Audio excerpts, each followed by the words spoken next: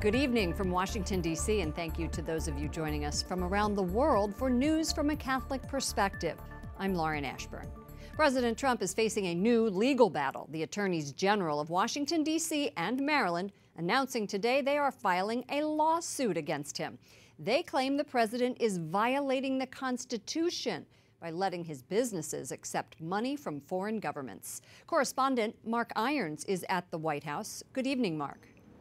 Good evening, Lauren. They're calling it a major lawsuit. The two attorneys general saying that President Trump needs to disentangle his namesake businesses from connections to foreign governments.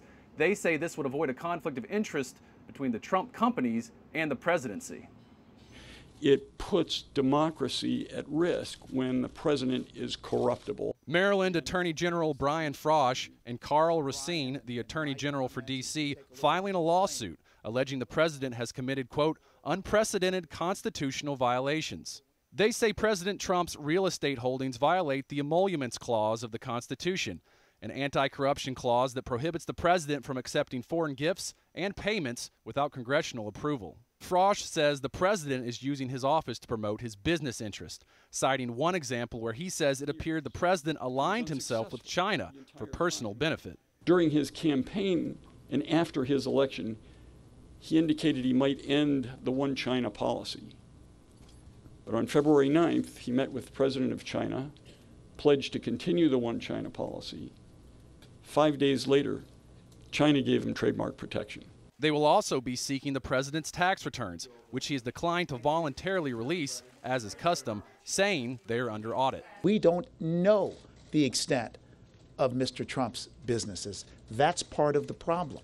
The president said in January that he was handing over the reins of his businesses to his two adult sons, even though he is not legally required to separate from them. I could actually run my business. I could actually run my business and run government at the same time. I don't like the way that looks, but I would be able to do that if I wanted to. Asked today about the potential conflict of interest, Press Secretary Sean Spicer echoed the president. The president's interests, as previously discussed, do not violate the emoluments clause. Friday, lawyers for the Justice Department sought the dismissal of another lawsuit that makes similar claims. The Attorney General of Maryland said the president needs to show he is picking the good of the country over the needs of his businesses. Lauren?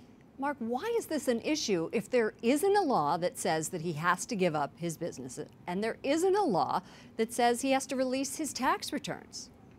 Well, as the Attorney General for Washington, D.C. said, quote, countries are swarming and fawning over themselves to give money to the president's businesses so they can curry favor with the administration. They say the lawsuit is an attempt to prevent even the appearance of a conflict of interest to safeguard the office of the presidency. The Department of Justice is sure to have a legal response to that in the days ahead. Lauren? Correspondent Mark Irons at the White House. Thank you, Mark.